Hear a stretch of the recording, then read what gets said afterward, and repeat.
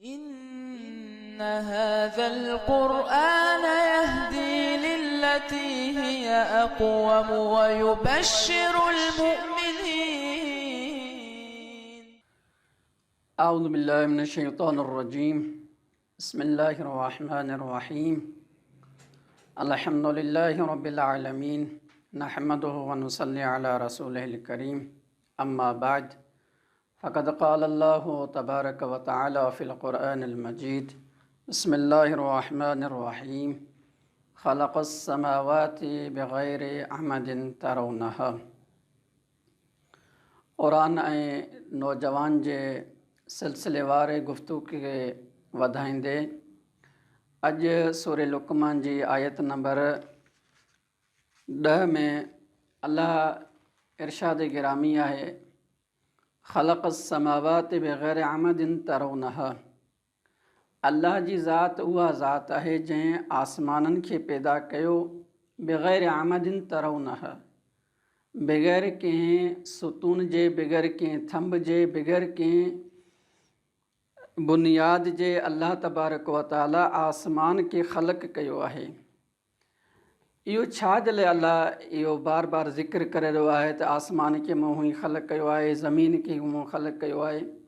अॼु जे नौजवान खे इन्ही ॻाल्हियुनि ते गौर ऐं फ़िक्र करणु खपे त अल्लाह छा जे लाइ इहे बार बार तज़कुर ऐं यादआवरी ॾेई रहियो आहे।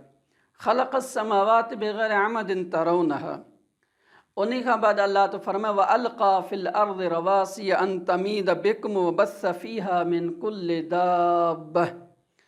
अल्लाह तो फरमाए असां ज़मीन में इन्ही पहाड़नि खे, इन्ही जबलनि खे ज़मीन में अहिड़े तरीक़े सां आंदो आहे जो ज़मीन खे कुझु बि लर्ज़ो नाहे आयो। व अलक़ा फ़िल रवासिय अन तमीद बिकुम व बस्स फ़ीहा मिन कुल्लि दाब्बह। उन खां पोइ अल्लाह तबारक व तआला चए थो असां इन्ही ज़मीन मां केतिरा ई नेमतूं इन्ही इंसान, इन्ही नौजवान लाइ असां पैदा कयो आहे। व अंज़लना मिनस समाई माअन। फ़क़ति ज़मीन में न, ऐं आसमान खां बि अल्लाह असांजे लाइ नेमतूं अता कयूं आहिनि।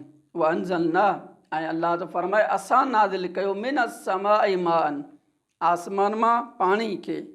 फ़अंबतना फ़ीहा मिन कुल्लि ज़ौजिन करीम। ऐं इन आसमान जे पाणी खे जेॾी महिल असां ज़मीन में आंदोसीं त इन ज़मीन मां असां इन इंसान, इन नौजवान जे लाइ मुख़्तलिफ़ नेमतूं पैदा कयोसीं। फ़अंबतना फ़ीहा मिन कुल्लि ज़ौजिन करीम। ऐं पाक ऐं पाकीज़ा नेमतूं इन ज़मीन मां अल्लाह साईं असांजे लाइ पैदा कयूं आहिनि। छा जे लाइ? हाज़ा ख़ल्क़ुल्लाह। अल्लाह तो फरमाए ही अल्लाह जी ख़िलक़त आहे, ही अल्लाह जी पैदा थियल शइ आहे। आसमान मां पाणी अचणु, ज़मीन मां ही मुख़्तलिफ़ नेमात जो फुटणु। ऐं अल्लाह तो फरमाए फ़अरूनी माज़ा ख़लक़ल लज़ीन मिन दूनिही। अल्लाह तो फरमाए फ़अरूनी, ऐं बसि असांखे तूं ॾेखार माज़ा ख़लक़ल लज़ीन मिन दूनिल्लाह, मिन दूनिही यानी मिन दूनिल्लाह। ऐं इन ज़मीन में इन्हनि शयुनि खे अल्लाह खां अलावा ॿियो केरु इहो पैदा करे सघे थो? असांखे इहो ॾेखार, असांखे इहो ॿुधाए। बेशक इहो हर कोई इंसान इहो चवंदो, अॼु जो नौजवान बि इहो चवंदो, ही मुख़्तलिफ़ नेमात जेके बि आहिनि इहो अल्लाह ई पैदा करे सघे थो। अल्लाह खां अलावा ॿियो केर बि अहिड़ी शयूं, अहिड़ियूं पाकीज़ा नेमात इहो को बि ख़ालिक अहिड़ो पैदा कोन थो करे सघे। फ़क़ति अल्लाह जी ज़ात आहे जेको इहो इन इंसान जे लाइ पैदा करे सघे थी। बल ज़ालिमून फ़ी ज़लालिम मुबीन। अल्लाह तो फरमाए ही जेका बि ख़िलक़त आहे अल्लाह खां बग़ैर ॿियो को बि पैदा नथो करे सघे। बल ज़ालिमून फ़ी ज़लालिम मुबीन। अल्लाह तो फरमाए जेके बि ज़ालिम आहिनि उहे खुलम खुला गुमराही में आहिनि। हाणे इहो बल ज़ालिमून फ़ी ज़लालिम मुबीन अल्लाह इहो छा जे लाइ चई रहियो आहे?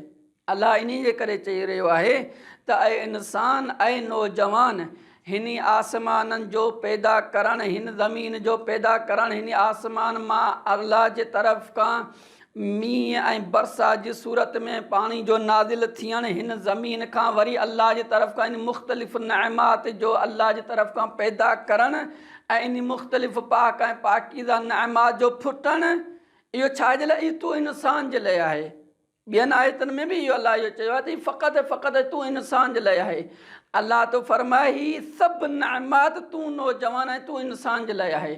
ऐं इंसान ऐं नौजवान इन मुख़्तलिफ़ नेमात जेको अल्लाह आसमान खां तुंहिंजे लाइ पैदा नाज़िल कया आहिनि, अल्लाह ज़मीन में तुंहिंजे लाइ जेके पैदा नाज़िल कया आहिनि, इहे फ़क़ति ऐं फ़क़ति तुंहिंजे लाइ आहिनि। ऐं तूं अगरि इन नेमात ते नेमात जो शुक्रियो इख़्तियार कंदे पोइ अल्लाह तो फरमाए तूं असांजे हक़ीक़ी बंदे मां क़रार पाईंदे। अगरि तूं इन नेमात खां मुंहुं मोड़ींदे, अगरि तूं इन नेमात जो शुक्रियो इख़्तियार कोन कंदे पोइ अल्लाह तो फरमाए तूं असांजा काफ़िरनि बंदे मां बणिजी वेंदे। अल्लाह तबारक व तआला जी बारगाह में इहो दुआ आहे त असांखे अल्लाह जे इन ॾिनल नेमात मां वधि में वधि मुस्तफ़ीद थियणु, इस्तिफ़ादो करणु ऐं अल्लाह जे ॾिनल वाट ते हलण जी तौफ़ीक़ अता फ़रमाए। वस्सलामु अलैकुम व रहमतुल्लाहि व बरकातुहू।